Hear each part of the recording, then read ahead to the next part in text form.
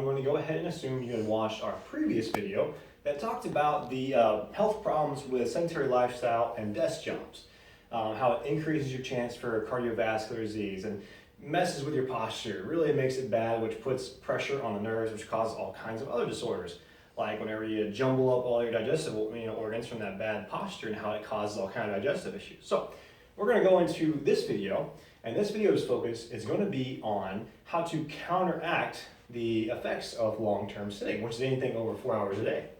So first and foremost, if you can't already guess this, is to stand up.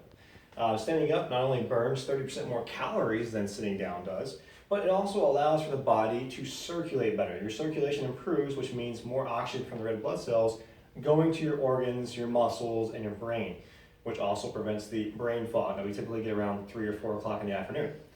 So that one's being the most important thing. How can you actually implement standing up more in your regular day if you have a desk job? They recommend every 30 minutes to 45 minutes, and they being the health boards. Anybody who's done any kind of study on this kind of topic will say every 30 to 45 minutes you want to stand up from whatever you're doing. Maybe it's to take a phone call. Maybe you and your business associate has to go do a meeting. Do a walking meeting. Just walk around your office.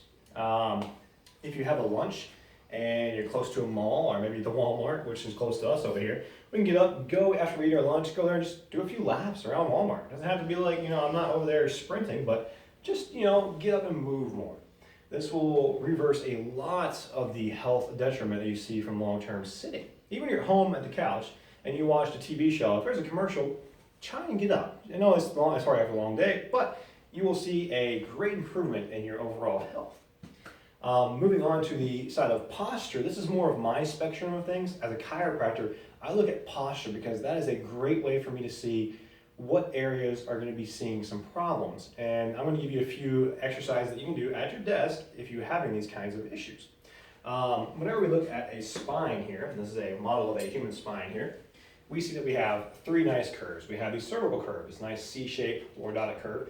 We have a thoracic curve right here. This is the kyphotic curve, as they say. And in the lumbar, we have another lordotic curve. You want to keep these curves. These curves in your spine are basically the stability of everything in your entire body as you're holding up right here. All your muscles attached to the spine here. And if one of these curves becomes tilted forward because I like to look at my phone too much, or on the computer like this right here, and maybe I bend over a little bit from, as I sit and slouch, and then lastly my hips here kind of tilt forward there from whenever I'm sitting, it's not the same. This is definitely not the same. This is now putting stress on the muscles that are having to hold this neck up. And also you see the nerves coming off of here as well. So if nerves are being pulled and stretched, especially in the neck here, because these nerves right here run through my arm all the way down to my hand, you start seeing things like carpal tunnel. If these nerves in the tailbone down here start to see a lot of stretch and pull and stress from the way that we're sitting down too much, you start to see that sharp pain right through your buttocks right here and down the back of your leg, that's sciatic pain. But then those nerves also go to everything else, all your organs, your viscera. So when that starts to play a factor, you notice when the nerves aren't working right, the things that they're attached to stop working correctly too. And you start seeing pains and aches and weird stuff like heartburn and stuff like that. So what we're going to do is some things that you can do at your desk or even when you get up from your break is we're going to work on the cervical curve first. We're going to do a little exercise / stretch you can do real quick. First off, you want to interlace your fingers. You're going to place said fingers on the back of your head right here. And with this, you're going to do a simple extension. But when you're doing this, you want to extend your finger. When you extend, you want you to kind of pull your fingers apart. So extend, reset, extend, interlace again, and reset, and extend. What we're going to do is you can do this about 3 to 5 times. What that's doing is working on these little intrinsic paraspinal muscles and postural muscles in the back of your cervical region here. This strengthens up that area right there, so those muscles can help in aiding in keeping your neck where it needs to be in that nice cervical lordotic curve.